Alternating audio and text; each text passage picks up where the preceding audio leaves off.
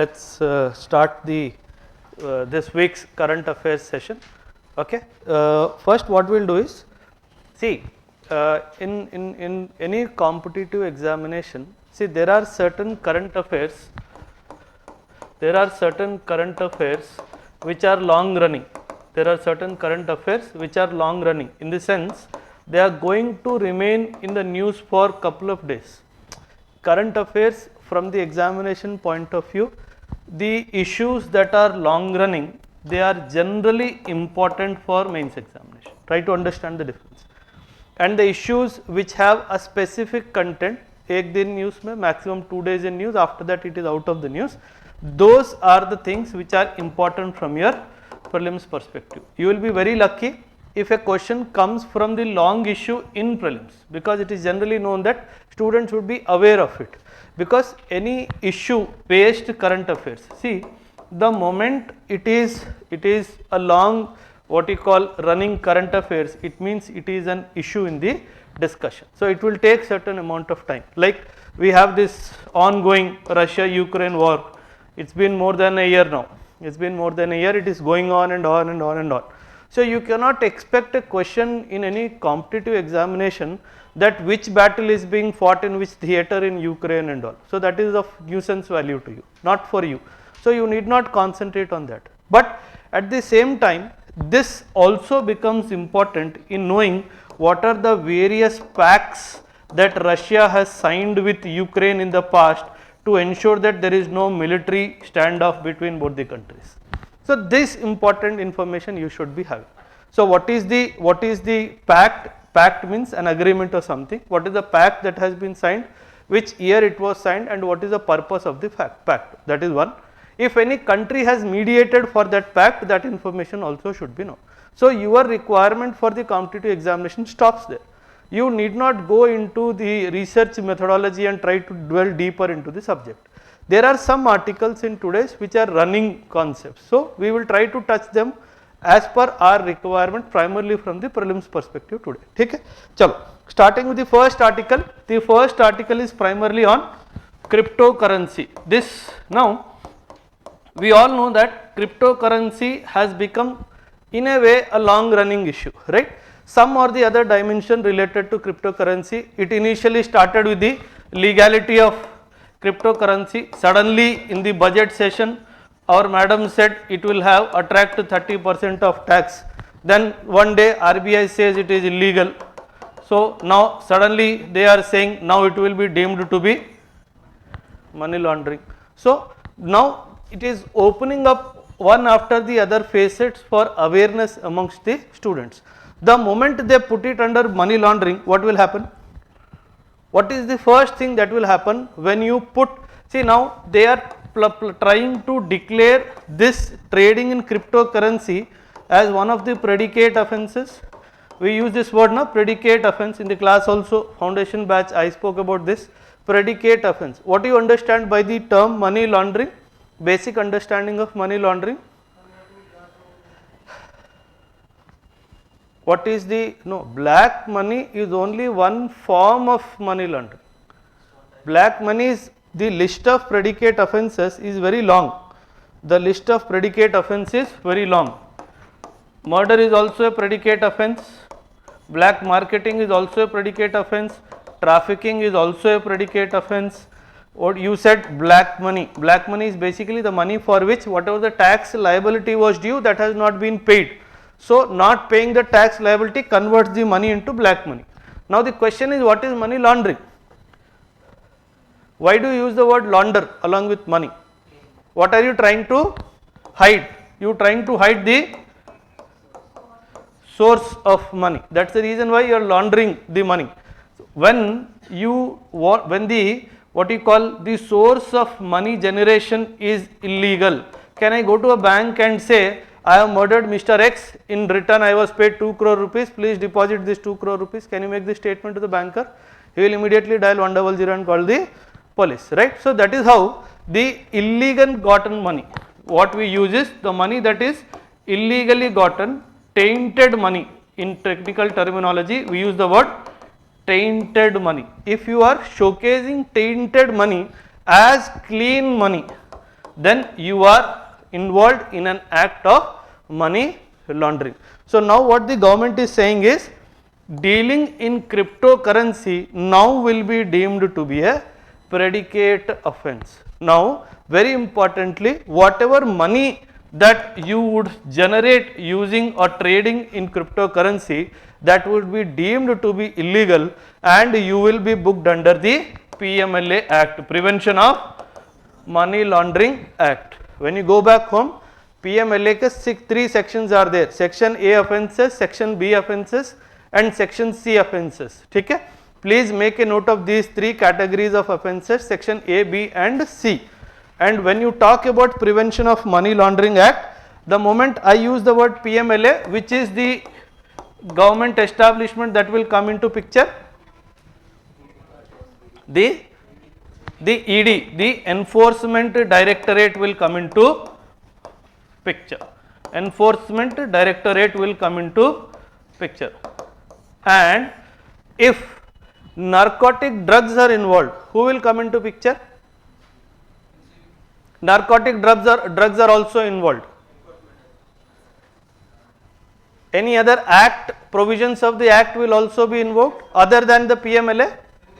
NDPS Act, the Narcotic Drugs and Psychotropic Substances Act. This act provisions will also be invoked along with the PMLA. What does the article say? The government has recently imposed money laundering provisions on cryptocurrency. What it says? The finance minister said that the anti-money laundering legislation, very important word, AML. Please make a question, mains question. Evaluate the provisions of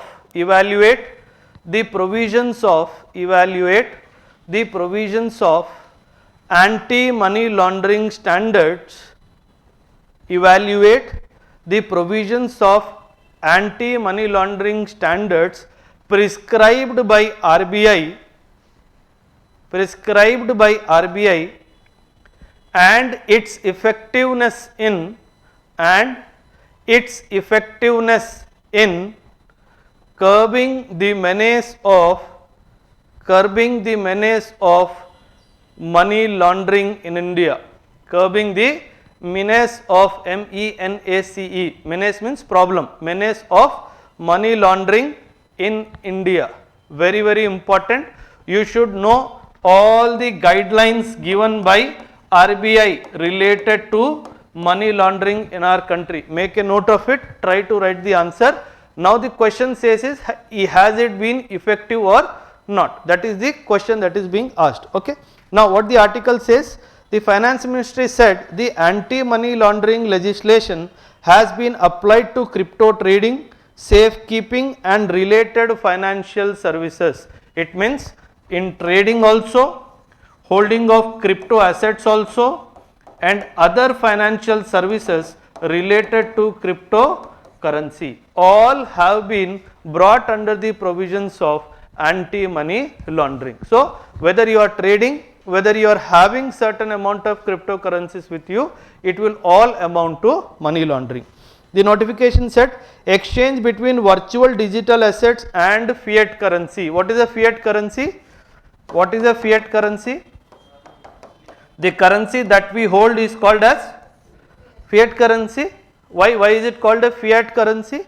What is the meaning of the word fiat? Yeah, the face value of the currency is more than its intrinsic value, right? Say earlier there used to be gold coins as a medium of exchange, so it was not a fiat currency. It was not a fiat currency because gold also as a metal had value.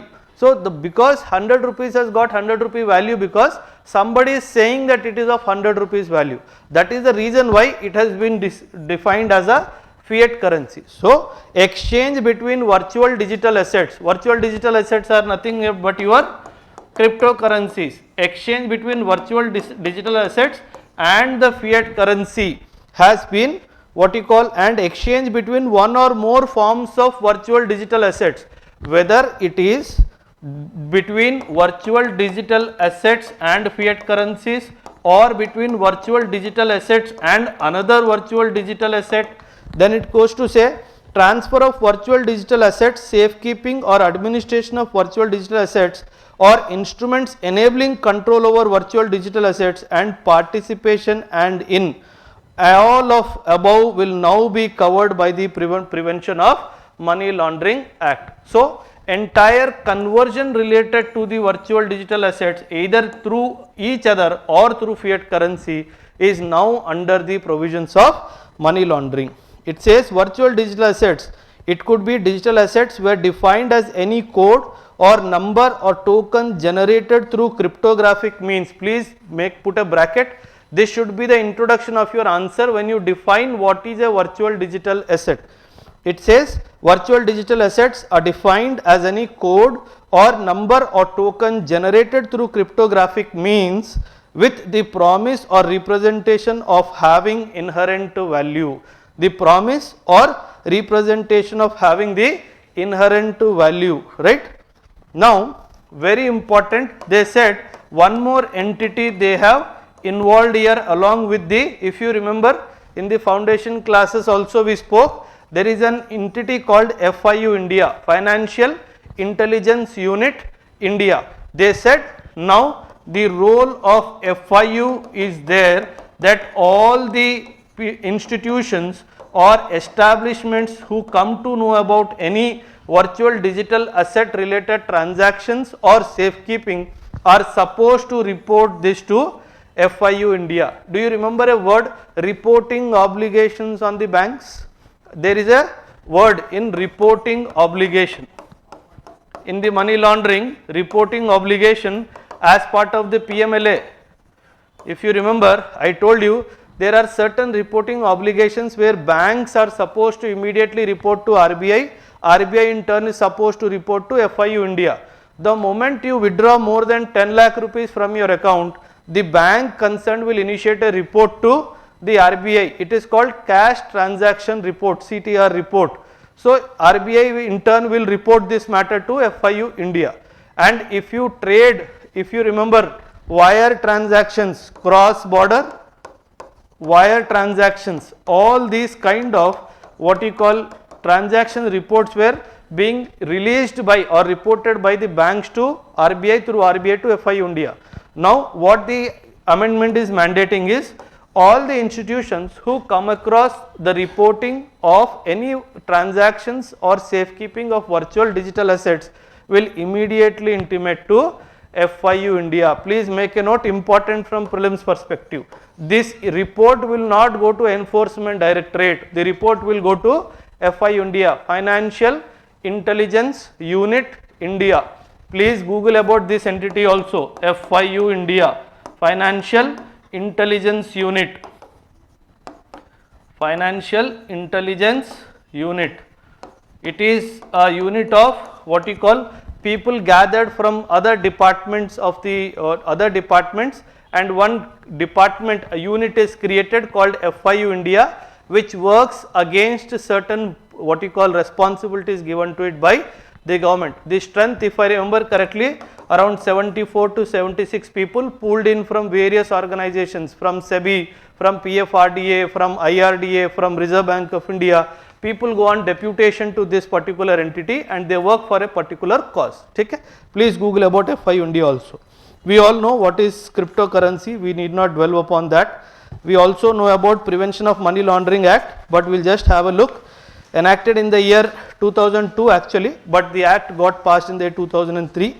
Along with the rules framed thereunder has come into force with effect from July 2005 as a result of international commitment to sternly deal with the menace of money laundering. Which is this international commitment? Which is this international commitment? It says the Parliament enacted the PMLA as a result of international commitment to sternly deal with the menace of money laundering of proceeds of a crime having transnational consequences.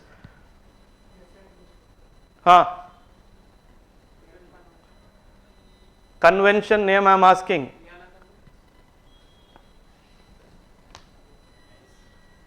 No. United Nations Convention Against Transnational Organized Crimes, Palermo Convention. Hello, good morning, foundation batch.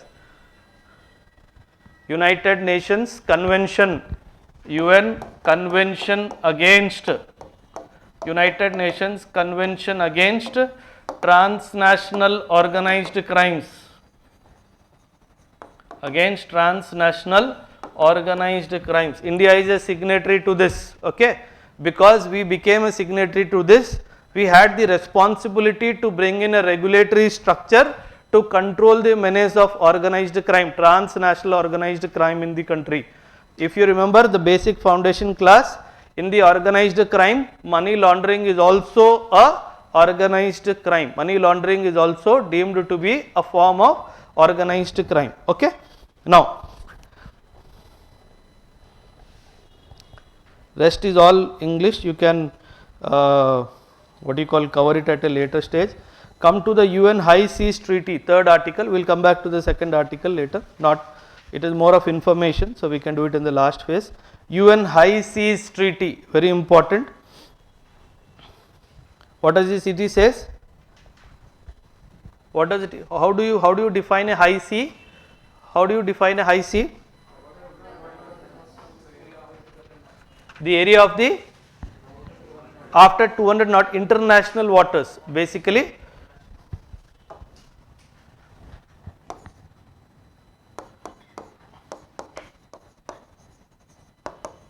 treaty on high seas. High sea, whenever this is the coastline, your authority extends up to 200 nautical miles, right. If this is the coastline, the territorial authority extends up to 200 nautical miles. After 200 nautical miles, whatever is the area, it is either called international waters or high seas, international waters or high seas. Why is this important? Regulating this, why is it important? Why illegal? Legal also. It is the route which is taken maximum for the international trade. This is where the ships who are into international trade, they will move around mostly in this space of high sea or in international waters. So regulating that is also a responsibility, especially to avoid, one is piracy, what else? Pirates, not piracy, from the pirates, what else? Hazards, biohazards. Why? Because there is one UN body that is responsible to ensure that whatever discharges the ships discharge into the oceans, that is also regulated.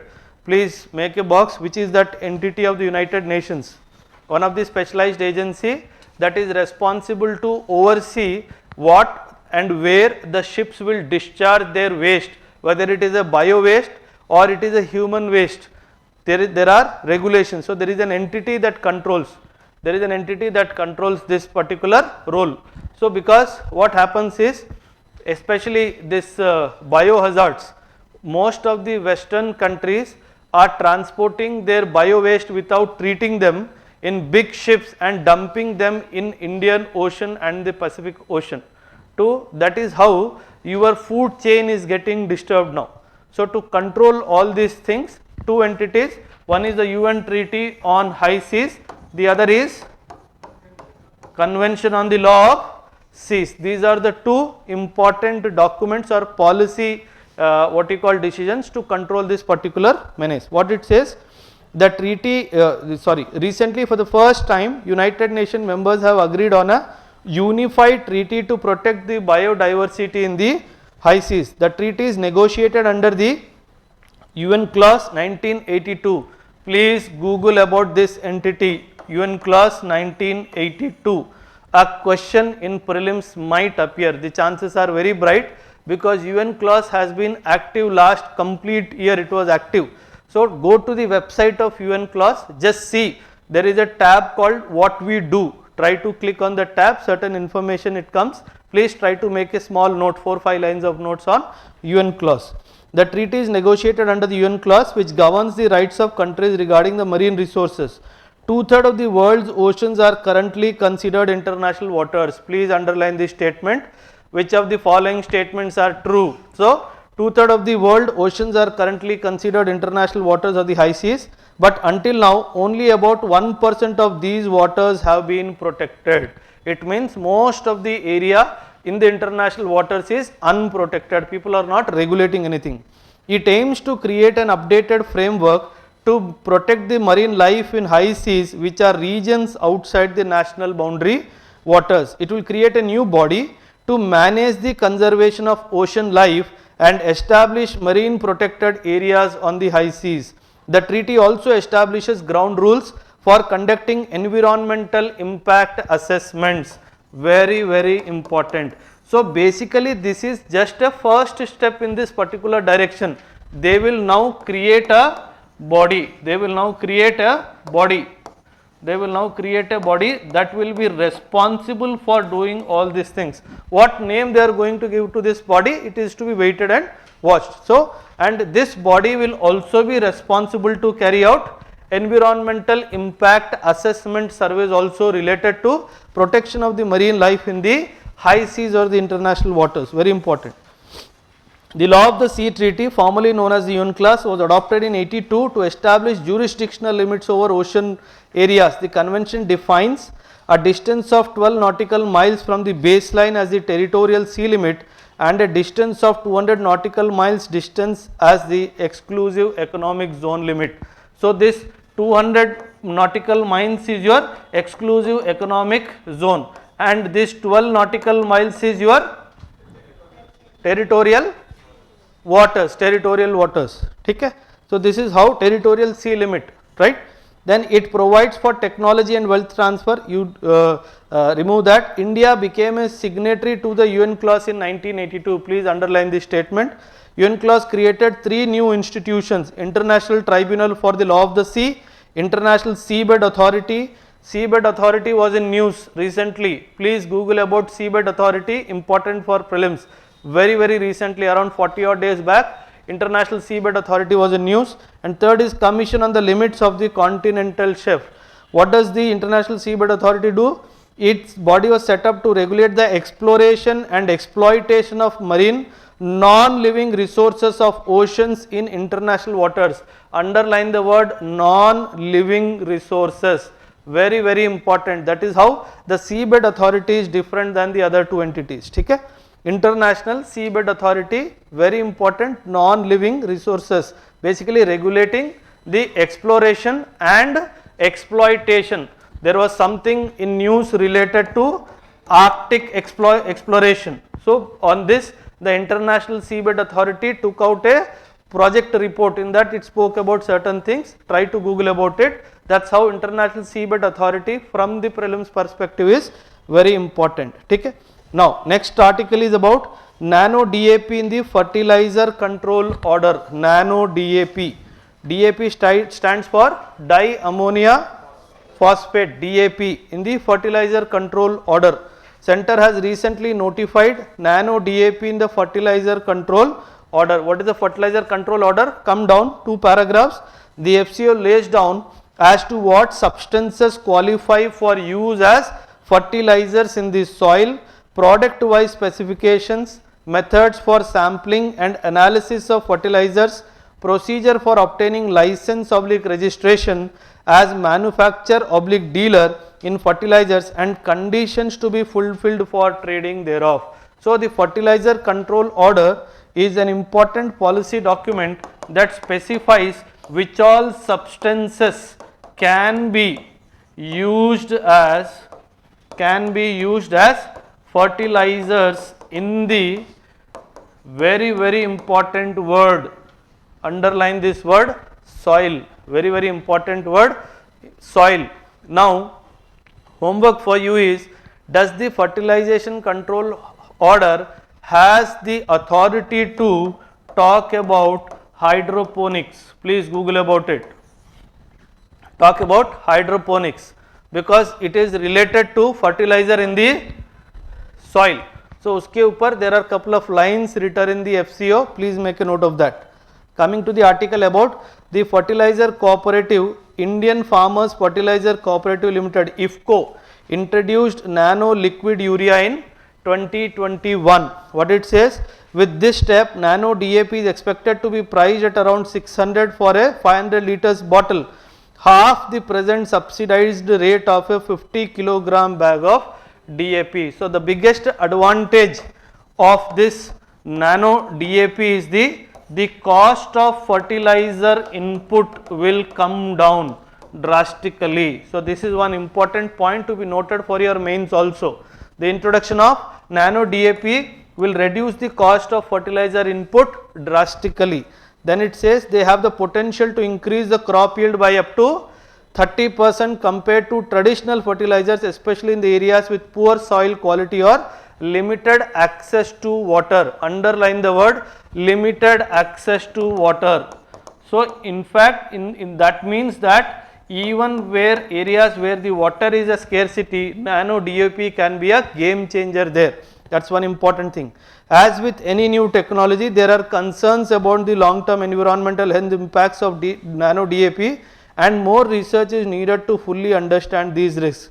Previously, the center has told fertilizer companies and states to promote nano urea. Please Google about nano urea also. If I remember, couple of weeks or couple of months before, I took a class on nano urea also.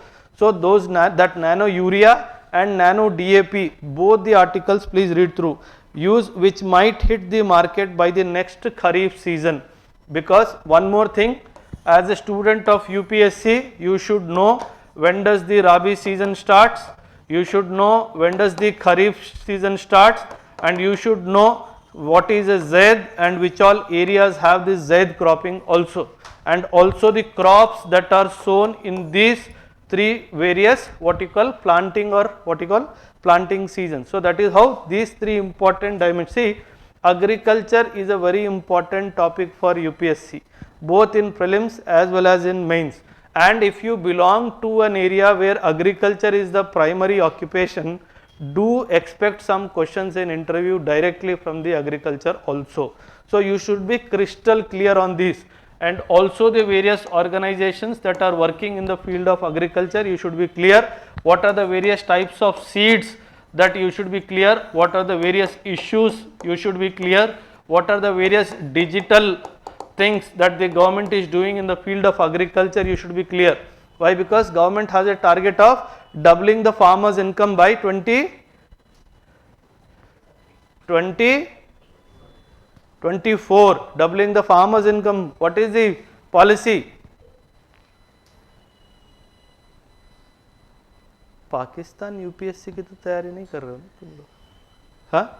वहाँ पे ये सब नहीं है, वहाँ पे सिर्फ बंदूक उठाओ और कलेक्टर बन जाओ हिसाब है, हाँ? What all the government has promised as part of the policy of doubling the farmers' income by 2024? लिखो, what are the targets? हवा में थोड़ी ना बात किया. See, at times government overdoes. Recently, one of the central minister was in Hyderabad, Secunderabad railway station में some inauguration happened. उसमें एक lift का inauguration भी हुआ. One lift in one of the platforms. I think KCR also made a statement on this, and these people made a statement that we have dedicated this lift in the service of the nation. I am like, lift तो हर building में भी होता है. See, marketing, no? So you should learn marketing as early as possible, not in UPSC though, definitely not in UPSC. If you want to go to politics, then you should definitely learn. Chalo, what is nano DAP? Is jointly manufactured, please underline this, IFCO in association with a private player, Coromandel. So IFCO and Coromandel have jointly what you call manufactured this, and DAP stands for diammonium phosphate, which is a type of fertilizer that contains both, underline, nitrogen and phosphorus, very important. Nano DAP is a variation of DAP that has been modified at the nano scale to improve its effectiveness in agriculture to enhance the crop growth and yield. It is produced by reducing the size of DAP particles to the nano scale 1 to the 100th nanometers. The small size of the particles allows for better absorption of the fertilizer by plant roots, resulting in increased crop growth and yield. it is more efficient than traditional DAP, which means that lesser fertilizer is needed to achieve the same results. It is also less likely to leach into groundwater or be washed away by rainfall, which can help reduce environmental pollution. So, these are the advantages of the nano DAP. In this entire paragraph, 2 lines are very important. It is basically contains both nitrogen and phosphorus. This is one important, and 1 to the 100th nanometer scale it is reduced, because of which the absorption becomes what you call better. Chalo, come to the next article. Rest all you can see the fertilizer subsidies over the years. See, if a statement comes, see, the fertilizer subsidy is not constantly increasing. If you see the graph, it is very visible that it is up and down.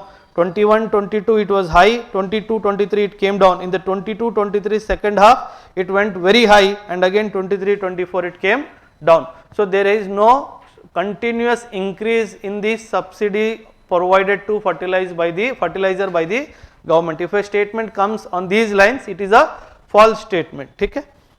Next, Raisina dialogue, very important from the what you call both mains and prelims perspective, right?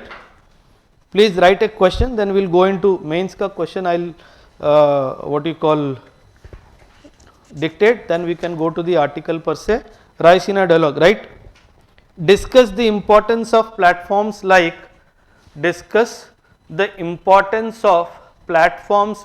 Raisina dialogue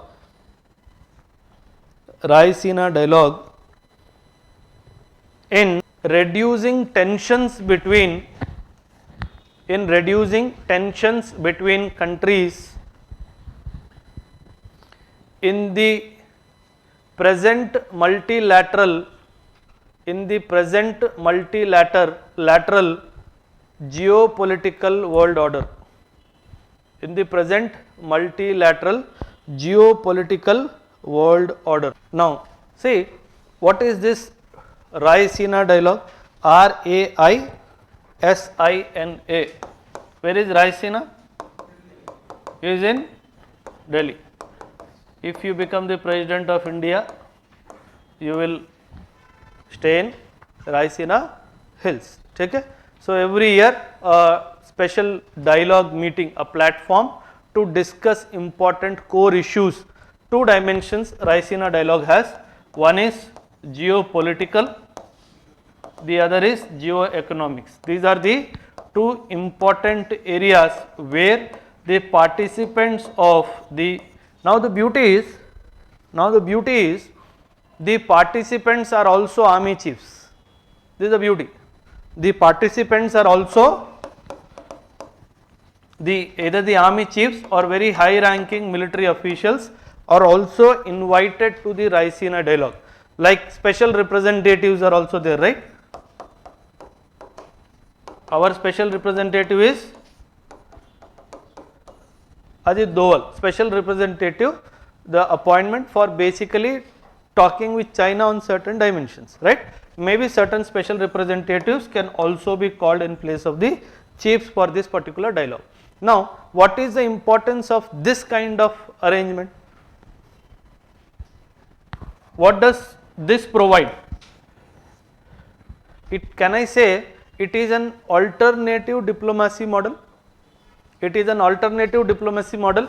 Why? Because this provides a platform to see, try to understand from a higher perspective. Don't think as a common man, you have to stop thinking like a common man. When people from different countries come and talk on these platforms, the most important thing to listen is what he is thinking, what is going on in his head. This is what you should know. If you know what is going on in his head, you can envisage the danger that is going to come and you can be better prepared for that. So, these kind of dialogues under the table I am talking are not meant to find out solution to the problems. It will never come. But you will definitely understand what problem I am going to face in future, because that particular country will talk things in their perspective. So, you will come to know what is going on in his head related to this particular issue. I told you we have certain dimensions to be still what you call completely resolved. So these are two areas. See, if these two concerns are not there, is there any geopolitical concern for India? Nothing. Everything is generally more or less settled. Left wing extremism and northeast insurgency can be handled, you forget about that. But these are bigger problems that India is facing. Now I want to know if in future how many people will support me on this. In future if this fellow attacks, how many people will try to defend me. This is what I want to know from the geopolitical construct. And from the geo-economic construct, I want to know which country is in a position to either offer me a platform for sale or purchase. So that is where I want to use this platform to diversify my economy, diversifying the economy. If you see, economy diversification does not mean only trading in goods and services. It could be defense purchases also, it could be anything, right. So I want to diversify my economy, and this is the best platform to discuss, where I will ask, okay, what do you have to sell? I will tell what I have to sell. So that is how you try to ensure further globalisation. Very very important. अगर यही question PSIR वालों को students को अगर पूछना है, I will change the tone of the question, I will link it with globalisation. ठीक है. So higher level from GS. Come back to the article. Recently the 8th edition, underline the word 8th edition of the Raisina dialogue was held in New Delhi. This year saw the participation of intelligence and security chiefs from over 26 countries. Very important. Not only security chiefs but also intelligence chiefs. That is why this guy came, your national security advisor. ठीक है. It says India's Minister of State for External Affairs highlighted the importance of multilateralism in the context of changing geopolitics at the ongoing Raisina dialogue. She added that India would work towards reforming multilateralism. What is this multilateralism? What is this multilateralism? Foundation. Multilateralism. Opposite to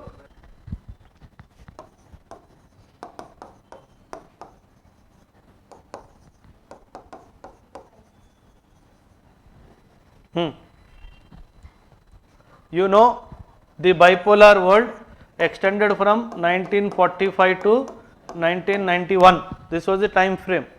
Unipolar world extended from 1991 to 1997-98. This was the time frame.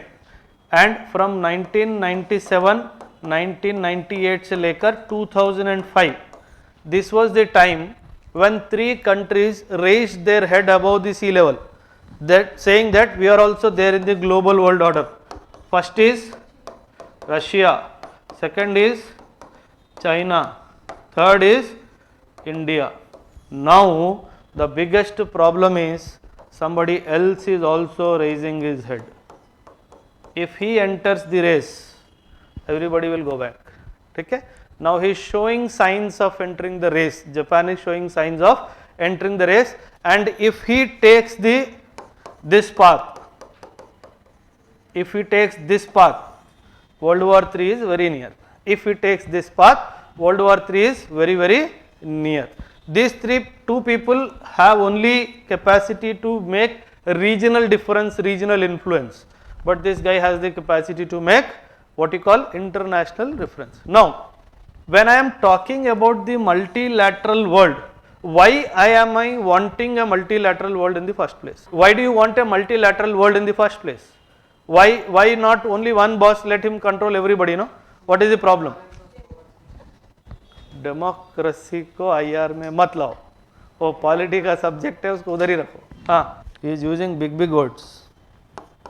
He is using balance of power. So are you trying to say the urge to ensure the balance of power is creating a multilateral world? इसको कुछ भी नहीं समझ में आ रहा है. What is the discussion हो? Anybody who is not understanding whatever I am talking?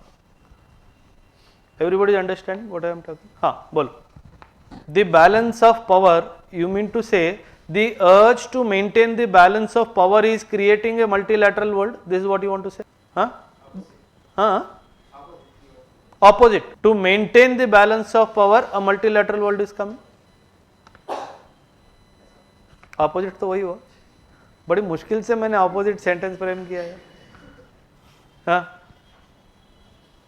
Why the world wants multilateral? To integrate all the integration of nations through multilateralism. Integration का मतलब? So you mean to say, then can I make a statement, the rise of regional organizations is a reflection of multilateralism? Do you want to say that? RCEP, TPP, ASEAN, BRICS, BIMSTEC, SCO. So do you mean to say the rise of regional organizations is nothing but the aspirations of a multilateral world? Do you mean to say that? Huh? So try to understand, the need for a multilateral world stems from the desire to find a like-minded country. Very, very important. When he is talking about integration, is not integration from the perspective of policy or polity or economy. No. Finding a like-minded country. Now, say for example, India is a country. If I have to find a like-minded country, can I name any country which I feel is like-minded like India? Huh? Which country is like-minded like India? Anyone? Huh? Which Pakistan? South Africa. Okay, he is very close, very good. One country which generally you say have a similar personality outlook. Okay. Any other country? Like-minded. He made a big word. Integrated. What? कौन बोला China? Israel is very aggressive. We are not aggressive. Indonesia धोखेबाज country है. Indonesia, we fought for the independence of Indonesia from the Dutch. Okay, we moved resolutions in US, but when you fought with Pakistan in 1971, Indonesia supported Pakistan. ठीक है, so हमारे लिए वो out. हाँ, हाँ, good, good. Egypt is one country. No. UAE is opportunist. Somebody is talking about Brazil. Brazil, if I say culturally, no connect. Because of distant land, culturally you cannot connect with India. So the need for multilateralism is basically to find a like-minded country. So the purpose, see, the moment you say it is the briefing or a dialogue platform for intelligence and security people, it means there is a fear surrounding those countries. Try to understand this important. So Raisina dialogue as a platform is very important. Okay. Now, that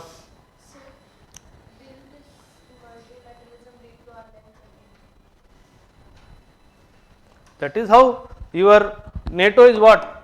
A grouping only. From threat is what? Security only. But NATO is an alliance.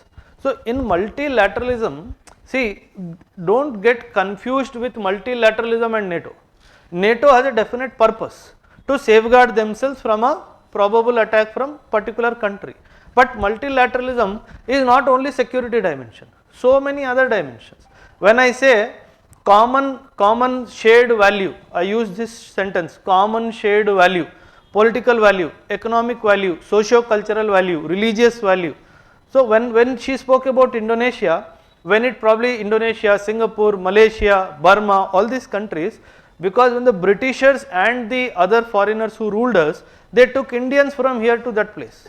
So that carried the cultural, what you call people from here to that place. That's how your culture spread to those countries. So you do have a cultural connect, but you do not have that bonding where you want to make a multilateral world there. So that like-mindedness in some dimensions it is missing. Okay? So don't connect NATO with multilateralism. It is much more broader in its perspective. It is only narrow perspective of one security dimension. Okay? Right. No, it can, see, alliance has a definite meaning. Alliance means there is a common enemy that you are envisaging. See, there are two countries, 3-4 countries, say for example country A, country B, country C, country D. These are the only 4 countries in the world. For example, only 4 countries in the world, an assumption. The moment A goes closer to B, what will happen here? C will go or D will go closer to D. So, in an alliance, there is a presence or a perceived presence of common enemy. In multilateralism, that enemy dimension will not come. You are trying to find common ground of interaction, whether it is polity, whether it is economy, whether it is religion or anything. Like with Japan, you have a very strong bonding because of Buddhism dimension, because of historical connect dimension, though this is the same country that attacked you in World War II. Japan attacked India also, right?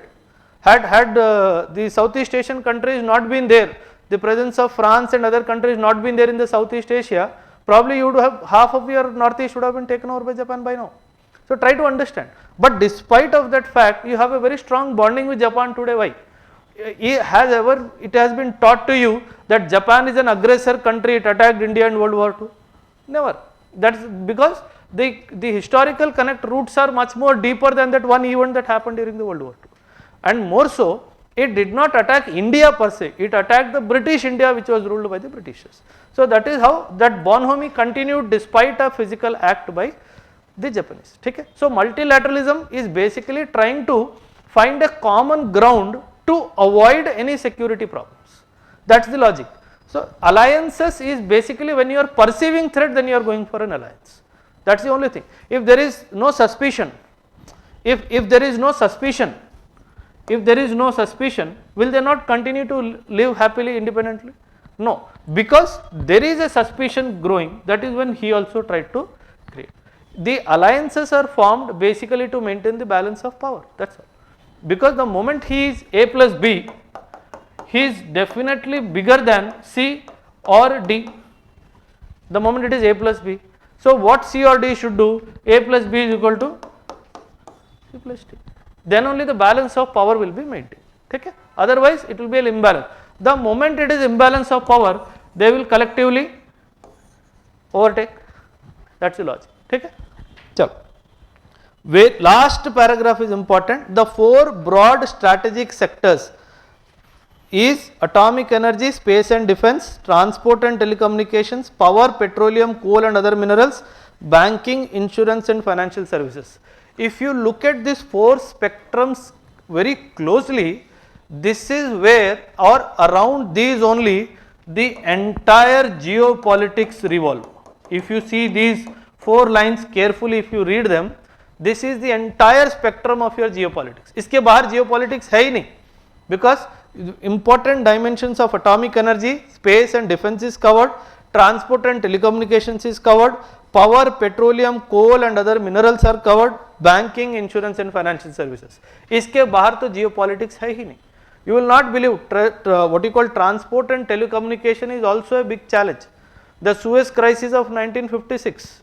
Remember the Suez crisis of 1956 when Egypt nationalized the Suez Canal and it said the Suez Canal belongs to me, nobody can go through this. So it created a war. Israel immediately attacked. Israel had to immediately attack what you call Egypt. Immediately Britain and France also joined Israel to attack Egypt, because the moment you disturb the international waters, the sea routes of communication, we call it sea lanes of communication, immediately the geopolitics will come into play. So that is how all these 4 are the important dimensions related to geopolitics. Raisina Hills के बारे में थोड़ा दिखो, and Observer Research Foundation is in news.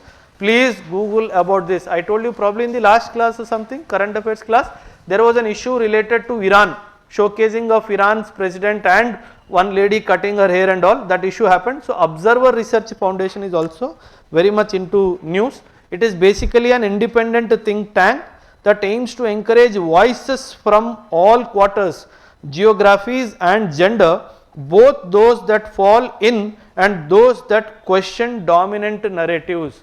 If you understand the meaning of this line, your UPSC preparation is complete. Just see, use the word, he is using a word called dominant narrative. Can anybody give me an example of a dominant narrative that is going on now? Dominant narrative. I'll give you a clue. Democracy is the best form of governance. This is a dominant narrative. That narrative is what? How you basically tell your story. The church also in the medieval European history created a narrative. Your own Vedic culture created a narrative, right? So now the dominant narrative, one example I gave you is, the present dominant narrative is the democracy is the best form of governance. Can anybody give me other dominant narrative? Dominant narrative, globalization what? Is good for mankind, something like that? Okay, it is a dominant narrative that globalization has brought in prosperity. That I can say. Okay, what else? One thing you understand, when you use a word dominant narrative, it means that it is not completely true.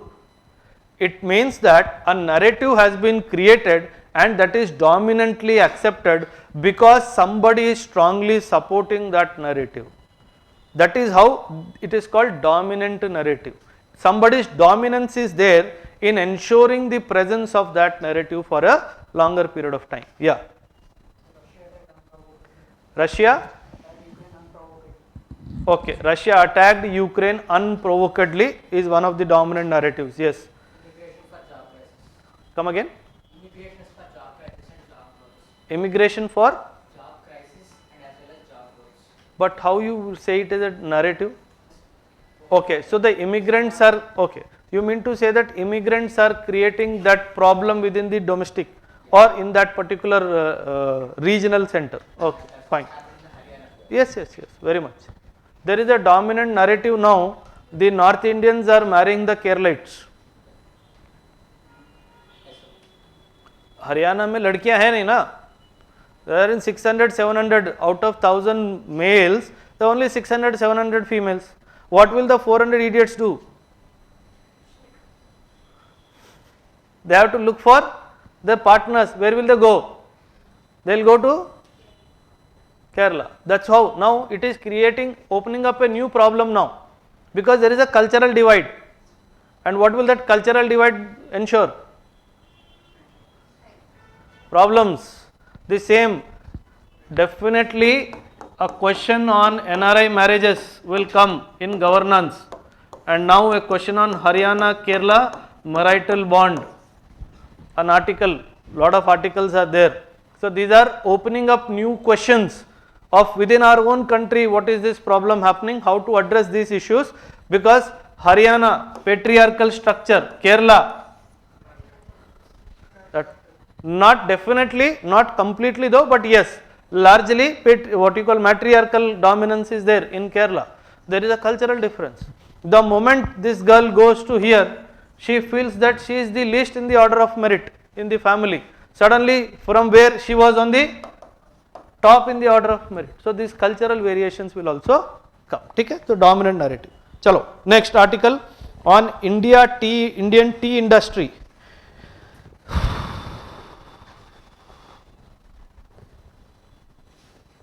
India has taken several steps to boost the output, create a niche brand for Indian tea and ensure the welfare of the families associated with the tea. Which country's tea is considered to be the best?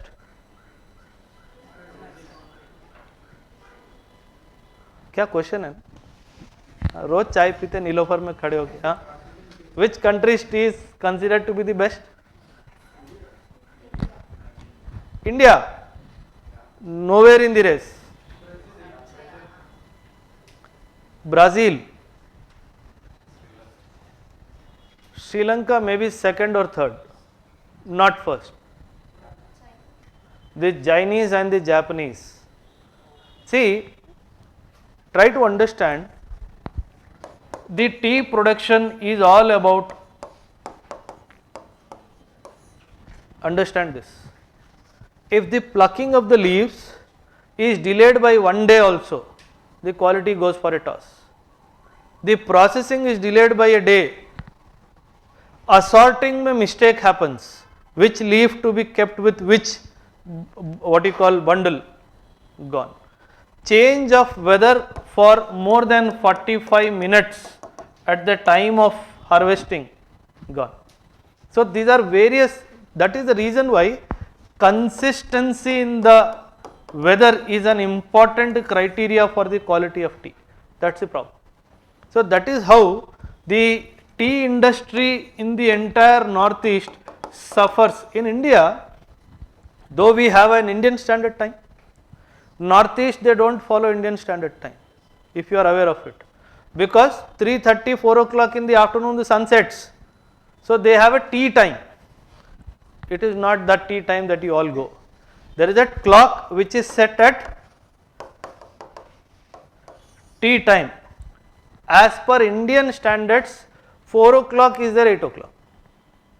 Indian standards 4 o'clock is there, 8 o'clock. They have set the clock 3.5 hours before, so that they can what you call align themselves with the rise, sunrise and the sunset. If you by any chance wake up at 3 in the morning, you will see sunlight, because in the northeasternmost corner is, you know, what is the longitudinal spread of India? Longitudinal spread of India, how many degrees? 68 to 97, right? What is the longitudinal spread?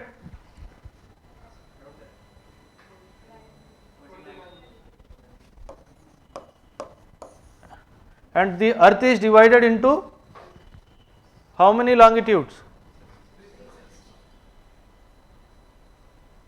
Okay, the time longitudes, how many time longitudes? या तो मैं कूद जाऊंगा 4th floor से, या तुम सबको 1 by 1 धक्का मार दूंगा.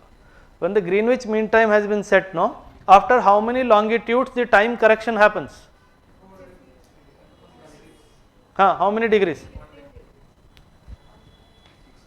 She says 15 degrees. After 15 degrees, one correction happens in the time.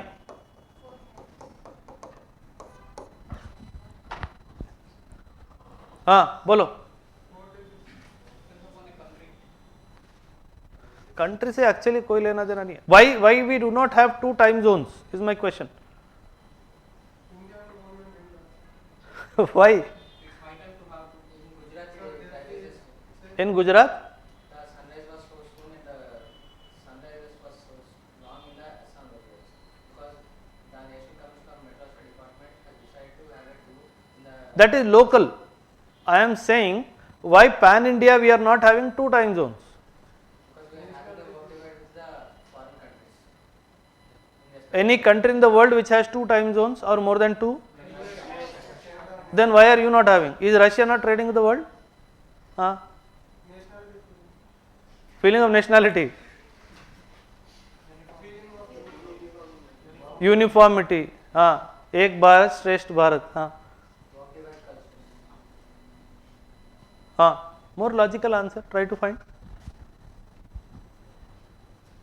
More logical answer, try to find.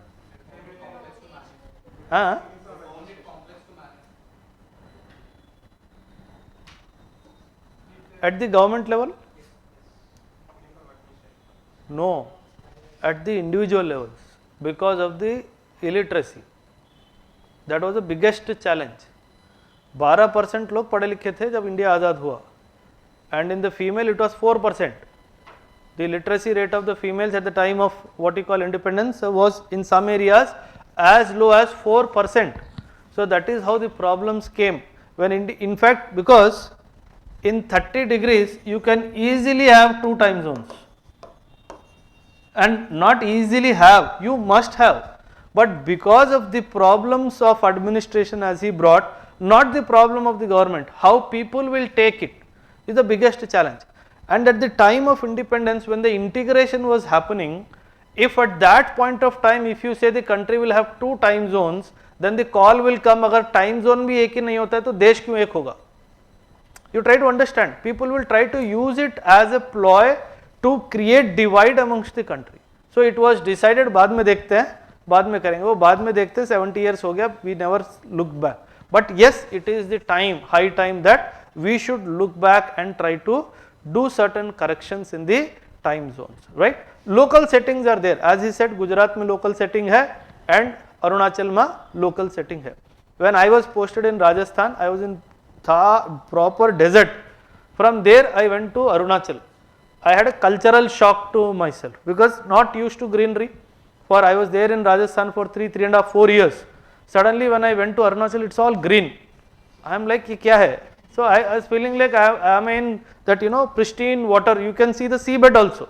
That quality of water, the weather is excellent. It was, you know, 51, 52 there and it is 12, 13 here. So I felt I got my posting to Switzerland. So that is how the cultural variation also comes into play. So time zones play an important factor. Coming back to the article, India's tea industry, very important from prelims. India is the second largest tea producer and largest black tea producer after China and fourth largest exporter of tea in the world. Very important, second largest producer and largest black tea producer after China and the fourth largest exporter of tea in the world. India is also the largest consumer of black tea and accounts for 18% of the total world tea consumption. The Indian tea industry is employing so many workers directly and an equal number of people are associated with it. Tea cultivation in India is regulated by the Tea Board of India. Please Google a little about Tea Board of India, though I have given it in the niche. Tea is one of the industries which by an act of parliament comes under the control of union government. Please underline this word. Tea, anything related to tea, the policy, the regulation is done by the union government. The main tea growing regions, northeast Assam and in the north Bengal, and tea is also grown on a large scale in the Nilgiris in the South India. Open your map and try to either Google it or through Atlas, try to identify the tea and coffee growing areas. Please, very, very important from prelims perspective. Tea and coffee, and one more I want you to see is rubber plantation in India. These three, try to either Google it or see in the Atlas. Very important from the prelims perspective because the rubber production is in news. Rubber production is in news. Maybe a map based question might come. Ideal climate conditions, it is more factual. Please go through it. The average annual temperature for tea plants to grow well is in the range of 15 to 23 degrees centigrade and the rainfall needed is 150 to 200 centimeter. These are factual questions. Please make a note of it. Okay? And come to the Tea Board of India. Tea Act of 1953. The genesis of the Tea Board of India dates back to 1903 when the Indian Tea Cess Bill was passed. The present Tea Board was set up under the section 4 of the Tea Act 1953, right? And the headquarters is in Kolkata and the board is constituted every 3 years. Earlier the Tea Board had offices in Cairo and Kuwait, but these two offices are now relocated to Dubai. These have been relocated to Dubai now. From Cairo and Kuwait, they have been relocated to Dubai. Very important. Chalo, next important article again related to economy is forest certification in India, right? What is forest certification? Basically, forest certification offers a multi-layer audit system. What do you understand by this? That seeks to authenticate the origin, legality and sustainability. What is the forest certification? What is the need of forest certification? Origin, legality and sustainability. The origin, the legality and the sustainability. Now try to understand, why do you need to know definitely the origin of a forest based produce? Arey, very simple answer. Why do you need to know the origin of any forest based produce?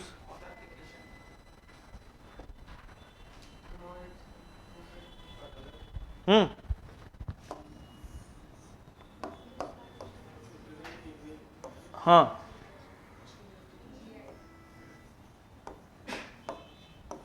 for ensuring authenticity of the product. The moment I say Darjeeling, what comes to your mind next? Tea. Why it came? I did not say tea. The moment I told Darjeeling, suddenly tea came to your mind. The moment I say Burma,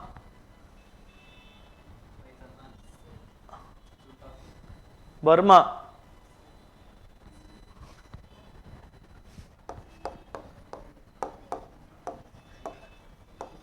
Burma teak is known to be the one of the best teak woods in the world.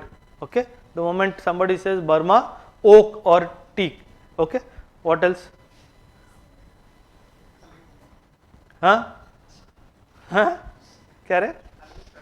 Punjabi chole पराठे, Tirupati Laddu will come. ठीक है. Now see why we are talking about legality here in this certification. How legality is important in the certification process? Why legality is important? It is primarily from the perspective of it should not be a prohibited item. That is how the legality dimension will come into play. So the forest certification offers a multi-layer audit system that seeks to authenticate the origin, the legality and the sustainability of a particular forest product such as timber, furniture, handicrafts, paper and pulp, rubber and many more. This certification is to avoid consumption of any product that might be the result of deforestation or illegal mining. Come to the forest certification in India, very important for prelims. This entire paragraph, certain questions are important. The forest certification industry has been operating in India for the last 15 years. It means before 15 years there was no process of certification in the forest produce. Currently forests in only one state, Uttar Pradesh, are certified. Very important from prelims perspective. The standards have been developed by the New Delhi based non-profit network for certification and conservation of the forest. India allows the export of only processed wood, not timber. Underline the word. India allows the export of only the processed wood and not timber. The demand for wood in India is 150 to 170 million cubic meters annually, including 90 to 100 million cubic meters of raw wood. The rest goes mainly towards meeting the demand for paper and pulp. So major wood requirement in India is primarily as a result of increasing demand of paper also. So that is how this is important. India's forest contribute just about 5 million cubic meters of wood every year. Almost 85% of the demand for wood and wood products is met by trees outside the forest. Please underline this word. 85% of the demand of this particular wood is met by the trees outside the forest and not within the forest. Now because it is trees outside the forest, you should be knowing what is a forest. Very important. How the definition of forest, what is the tree canopy, what is the percentage, all these things. Dense forest, कुछ याद है? Forest report 2022, please read. Make a box. India Forest Report 2022, please read. It came very early in 2022. India Forest Report, lot of information is there in that. Next article is on certain government schemes. Cochlear, I don't know how to pronounce this. Cochlear implant scheme. Any doctor who can guide us? Cochlear, I don't know. Recently Prime Minister Narendra Modi hailed the impact of the cochlear implant scheme, where children up to the age of 5 years are operated free of cost. The cost of one operation is around 6 lakhs, which is borne by the central government. It means it is a central sector scheme if it is completely borne by the government. It is a hollow spiral shaped bone found in the inner ear that plays a key role in the sense of hearing and participates in the process of auditory duction. So that is how the importance of this particular ear is. Sound waves are transducted into electrical impulses that the brain can interpret as individual frequencies of sound. What is it? It is an implant. The cochlear implant is a prosthetic device, a part of which is surgically implanted inside the cochlea. So this is basically a enhanced or a elevated version of hearing aid devices that the people generally use, hearing aid devices. So it is a higher product than a hearing aid device. Hearing aid device is kept outside the ear. This implant, the cochlear implant, is done inside the ear, right? That is how it is important. It says the cochlear implants have been found to be beneficial for children and adults with severe to profound hearing loss, very important, who do not benefit with hearing aids but have an intact auditory nerve. So for doing this particular thing, having an intact auditory nerve is an important criteria. So if the auditory nerve is intact, the cochlear implantation can drastically help people in improving their hearing capabilities, right? The difference between the regular hearing aid and the cochlear implant is, while a hearing aid provides amplified sound energy to the ear, the cochlear implant directly provides electrical stimulation to the nerve endings in the cochlea. So that is how it is a more what you call apt way of actually increasing the ability to hear in a person. So please Google about the ADIP scheme, the assistance to disabled persons for purchase / fitting of aids and appliances, 1981. ADIP scheme, very important. Disabled persons in procuring durable, sophisticated and scientifically manufactured modern standard aids to promote their physical, social and psychological rehabilitation. So for this purpose, the ADIP scheme has been what you call started in the year 1981. So they have given a diagrammatic reference, not important, just leave it. Come to the next article, PIB Indian Economy, Samarth scheme, scheme for capacity building in what you call textile sectors. What it is saying, Samarth is a demand driven and placement oriented umbrella skilling program of the Ministry of Textile. What it does, it tries to incentivize and supplement the efforts of the industry in creating jobs in the organized textile and related sectors, covering the entire value chain of textiles, excluding spinning and weaving. Underline the word excluding spinning and weaving. So this Samarth scheme, Samarth, the meaning of the Samarth is basically efficiency. The meaning of the word Samarth is efficiency. So it is basically improving the efficiency of the people employed in the textile sector, excluding people who are involved in spinning and weaving. So for them this scheme is not available, right?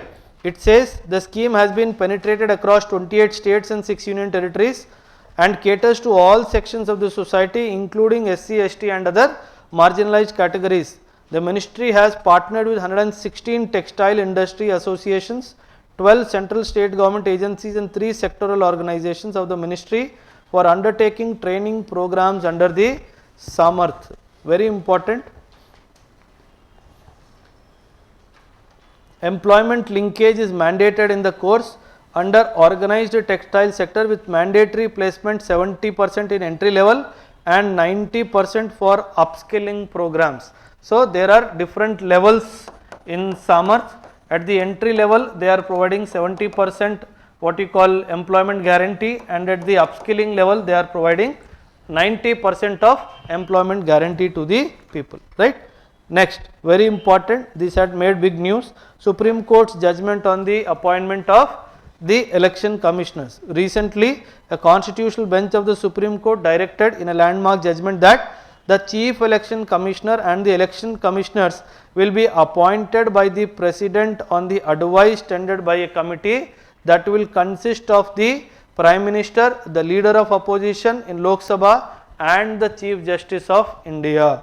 जैसे किसके लिए होता था पहले, the CBI director was appointed like this, the CBI director was appointed like this. Now recently the Supreme Court constitutional bench said that. Now my question is, how come Supreme Court is involved in an executive matter is my question. The Supreme Court constitutional bench said that a committee comprising of our Prime Minister, Leader of Opposition in Lok Sabha and the Chief Justice of India, all these three will collectively appoint the Chief Election Commissioner, and other election commissioners, right? Now my question is, why Supreme Court is talking about this is my question.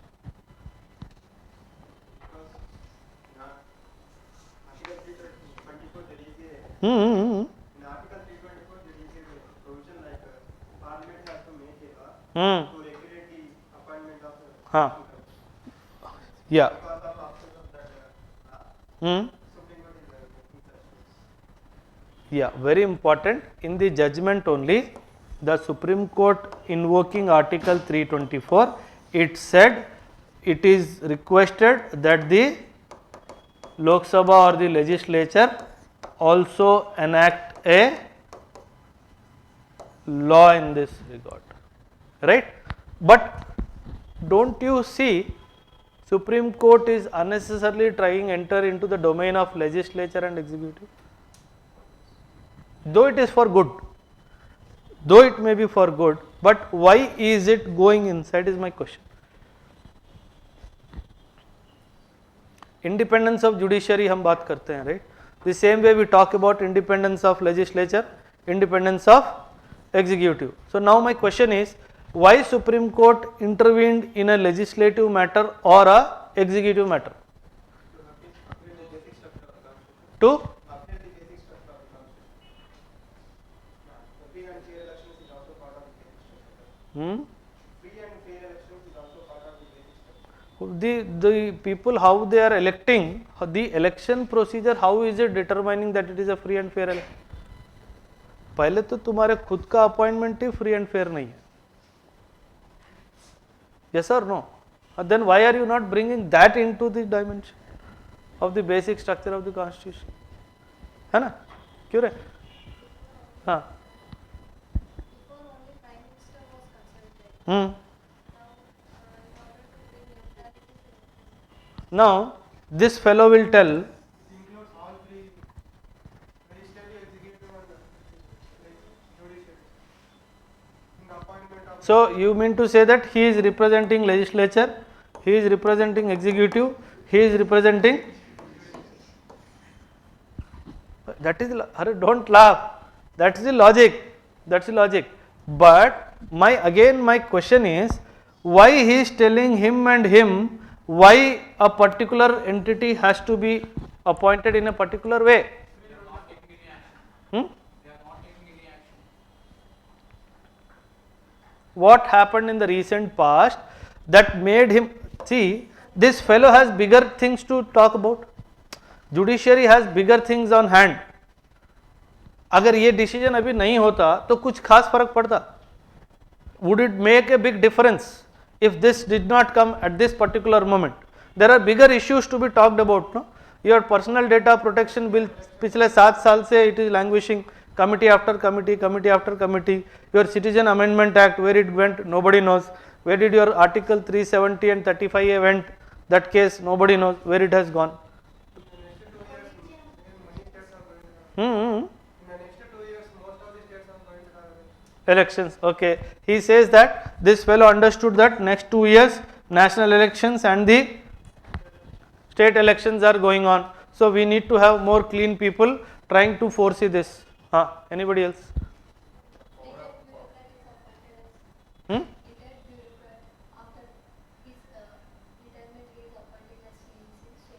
Hmm? So you mean to say that bureaucrats should not be appointed?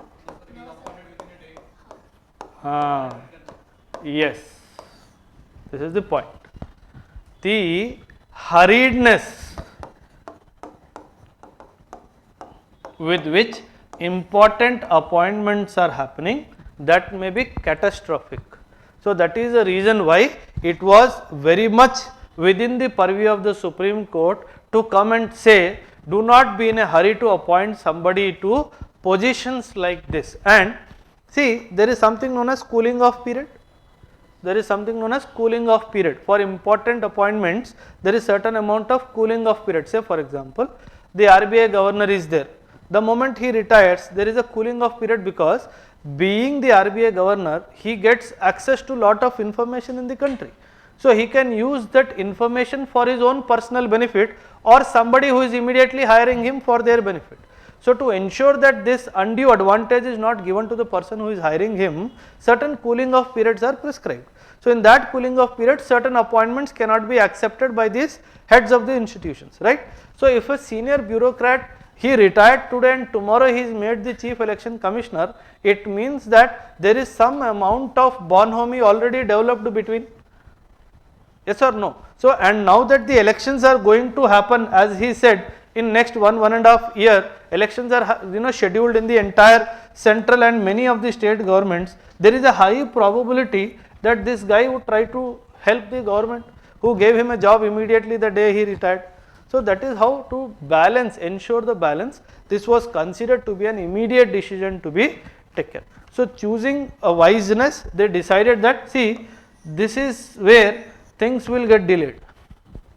This is where things, here also there is a possibility, but the possibility of this section delaying it is much more stronger than Chief Justice of India. So that is how to, so that what you call hurriedly important appointments are not made. For that particular purpose they have done this, and definitely the parliament has to bring in a law related to this very soon. It will happen. ठीक है, चलो next. अच्छा इसमें दिया है CBI director है ना, okay. Now forest conservation rules 2022, FCR 2022, very important from the perspective of governance.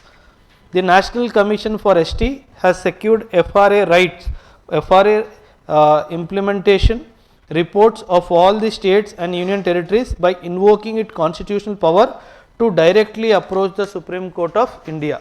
National Commission for Scheduled Tribes, very very important for your prelims as one of the constitutional bodies of our country. National Commission for Scheduled Tribes.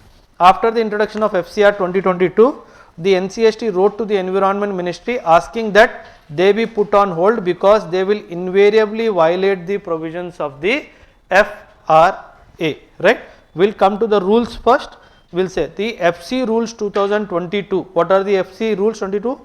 Do not require the collector to obtain the consent of Gram Sabhas before the in principle approval. Now we know that the bolo forest conservation rules 2022. Now tell me, what is the difference between a rule and an act?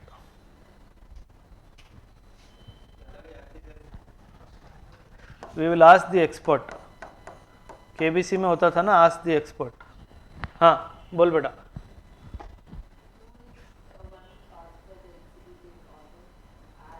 Rule is the anything which is an act, it has the approval of the legislature. It has the approval of the legislature, right? After the act is approved by the legislature, in the execution of that particular act, for executing that particular act, certain rules are what you call earmarked. So the rules are executive, because it is related to execution, they are given by the executive.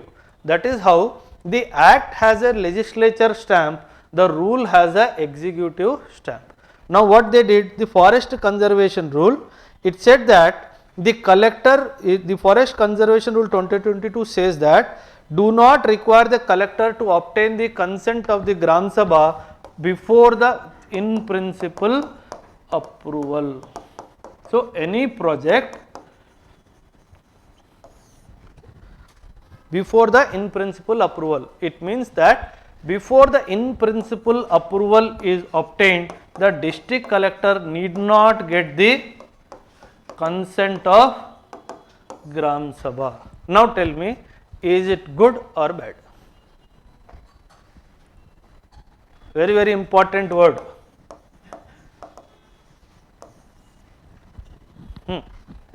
कौन बताएगा? I hope you understood the rule, change in the rule. The Forest Conservation Rule 2022 says that do not require the collector does not require to take the consent of the Gram Sabha before the in principle approval for a particular project is obtained. What it is meant for? Why it has been done like this? Avoiding the state intervention. Very good. It is basically, one is avoid state intervention. This is correct. What else? State mein I will include PRI also. State including PRI. It is basically aimed at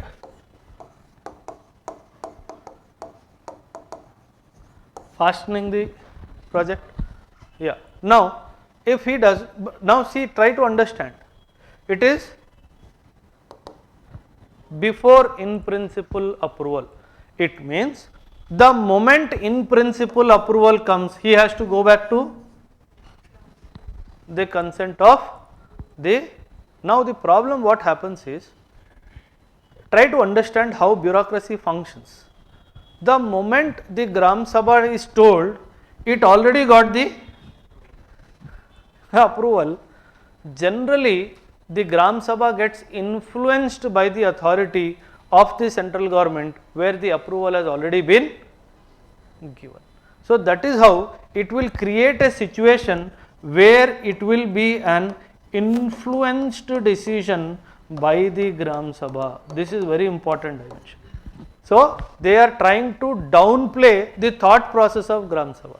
The moment Gram Sabha is told, hello, the in principle approval has already been taken. Gram Sabha ke paas file will move, just sign it and send it back. Try to understand how the mindset works at the lower level of bureaucracy.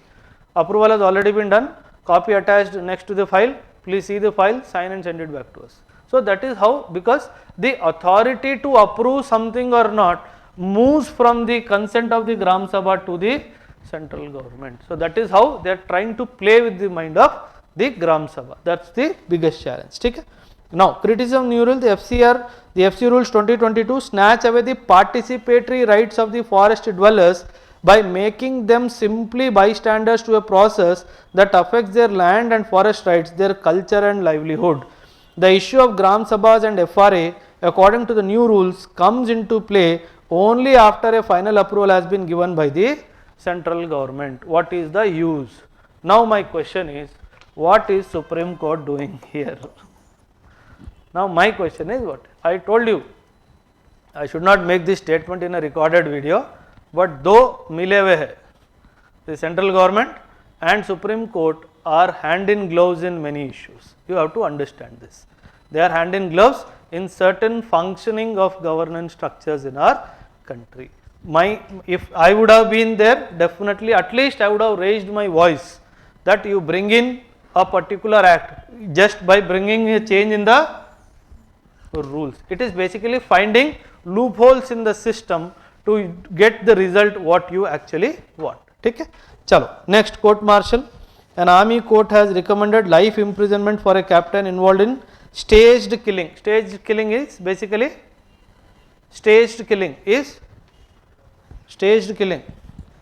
two important words, court martial and staged killing.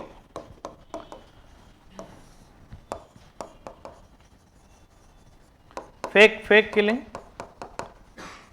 or fake encounter or fake killing, whatever you call it. Fake killing. You act on the stage, no? That is what is called staged killing, fake killing, right? And what is a court martial? How many types of court martial are there? Military court. Whenever a sentence is announced by a military court, it is called to be a court martial. There are many types of court martials. Just Google about various types of court martials. Okay?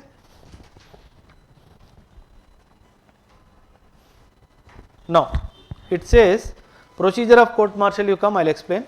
When the army wants an allegation, against its personnel investigated, it first sets up a court of inquiry for the purpose. COI is court of inquiry. Your basic investigation is done by the police officials, no? The same way, whenever the army wants to investigate anything, the first thing that it will do is it will order a court of inquiry. Court of inquiry, INQUIRY. There are two words, no?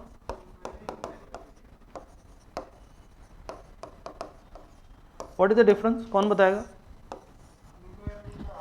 What is the difference? कौन बताएगा? In these two, inquire and inquire.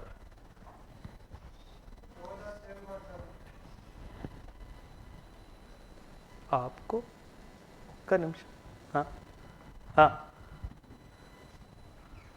हाँ Premlata try. When tell me. Sure.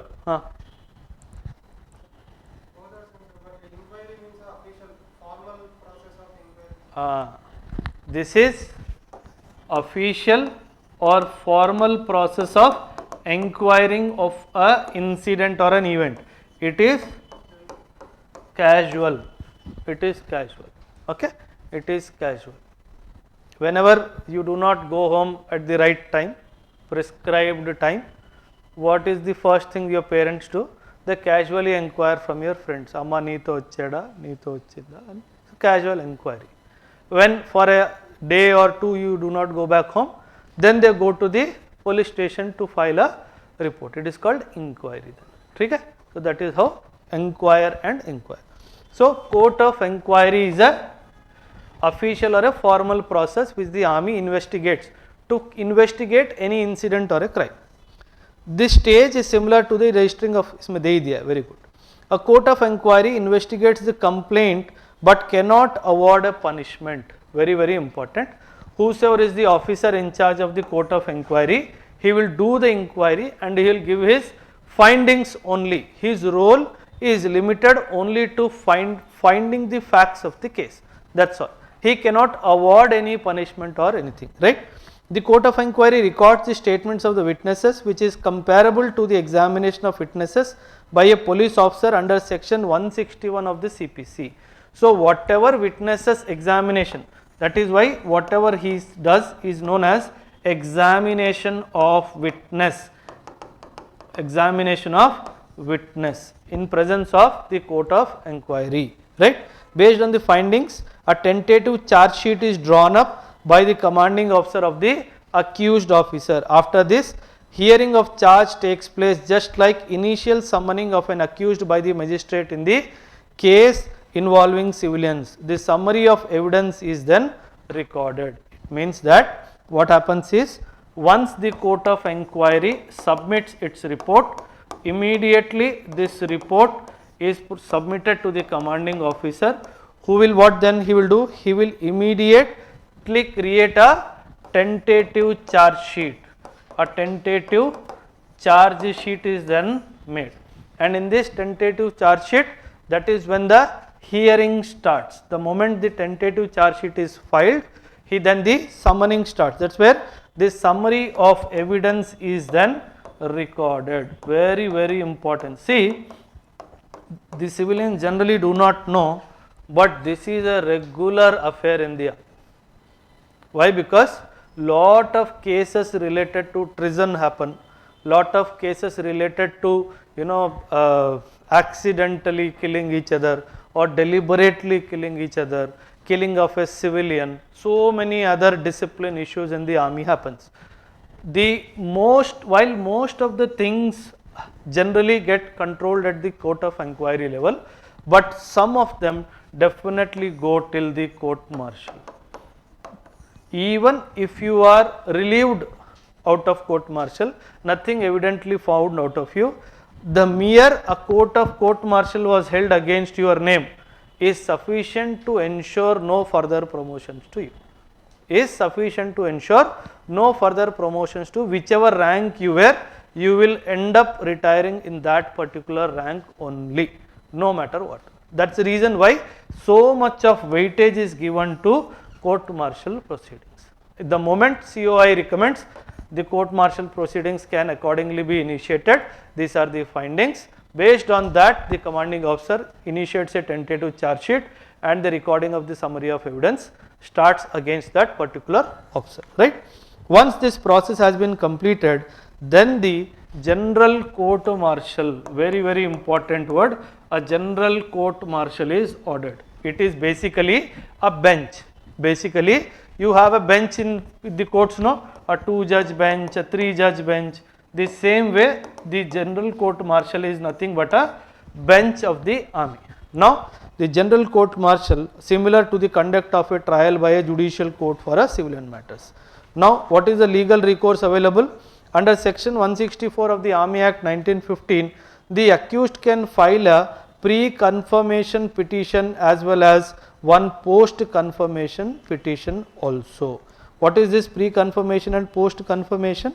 Basically, a pre-confirmation petition will go to the army commander who may look into the merits. It means before the actual GCM starts, the person who has been accused, he can ask for a pre-confirmation of the charge that is against him under the tentative charge sheet. So he can tell the army commander pre-confirmation. Under this, he can tell the army commander, sir, I am being unnecessarily victimized, I have not done anything wrong, your office is required to please look into the matter personally. So now what in this case the army commander does is, he will order the copy of the court of inquiry, he will order the copy of the tentative charge sheet. The tentative charge sheet and the court of inquiry report is given to him. And if in the pre-confirmation stage the army commander feels that this officer is unnecessarily being victimized because he has some differences with the commanding officer, at this stage only the court of inquiry is called off. At this stage this is before the confirmation of the formation of the GCM.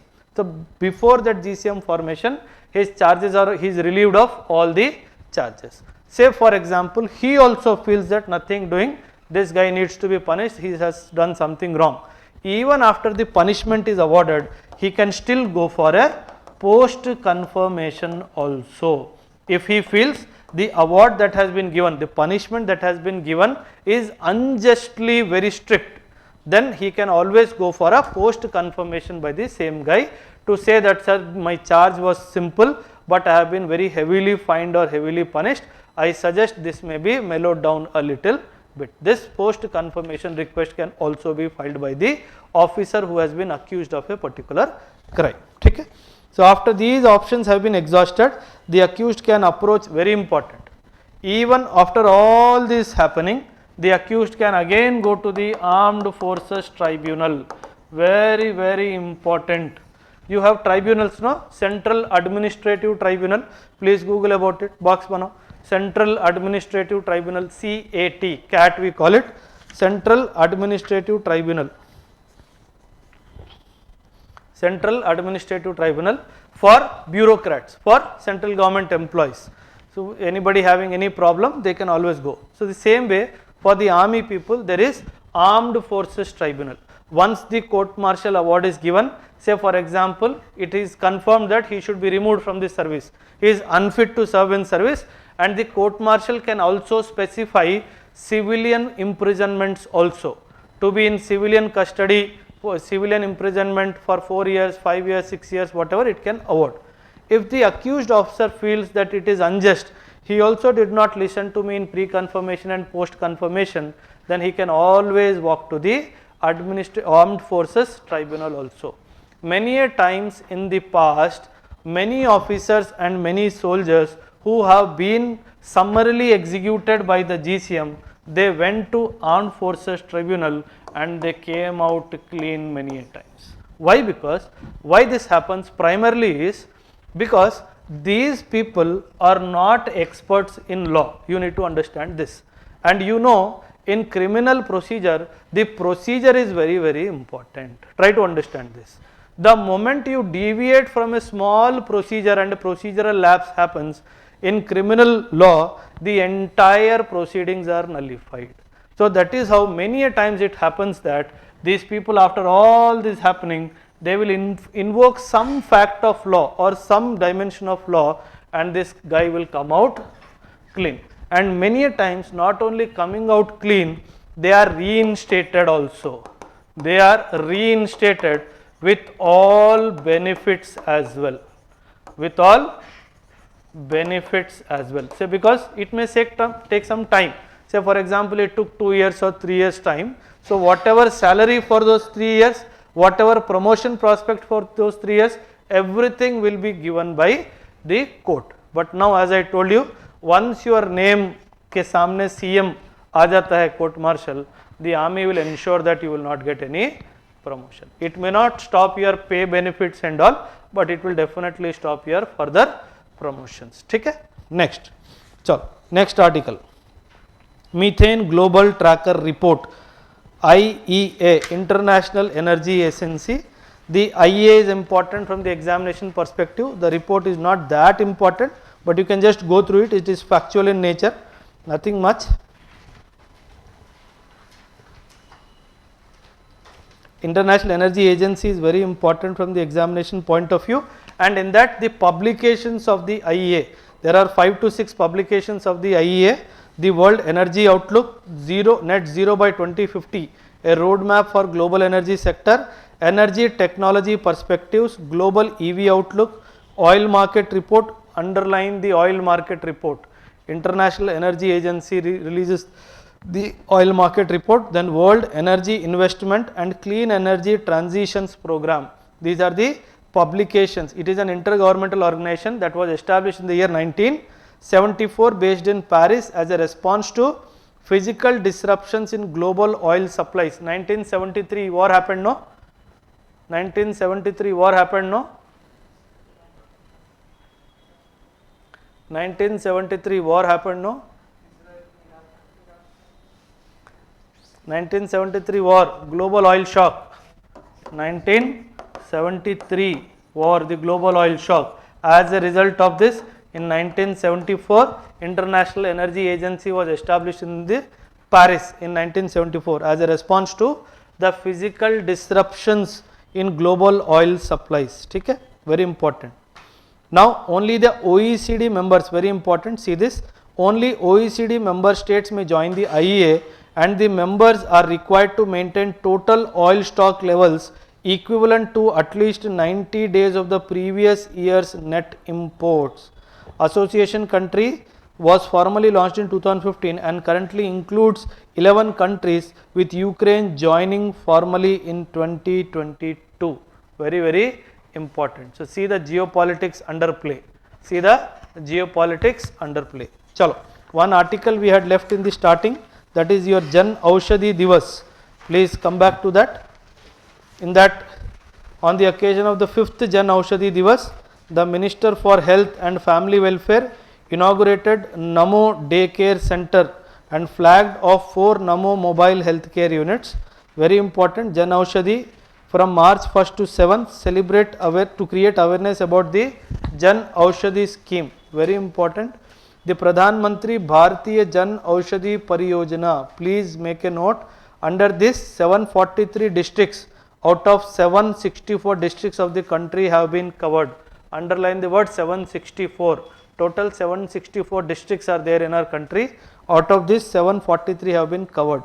This scheme ensures easy reach of affordable medicines to the people in every nook and corner of the country. The government has set a target to increase the number of the PMBJKs, basically the Pradhan Mantri Bharatiya Jan Aushadhi Kendras, to 10,000 by the end of December 2023, and it contains a basket of 1759 drugs and 280 surgical instruments. So, important from your prelims perspective. Okay. So, this is all about this weekend current affairs that I wanted to discuss with you.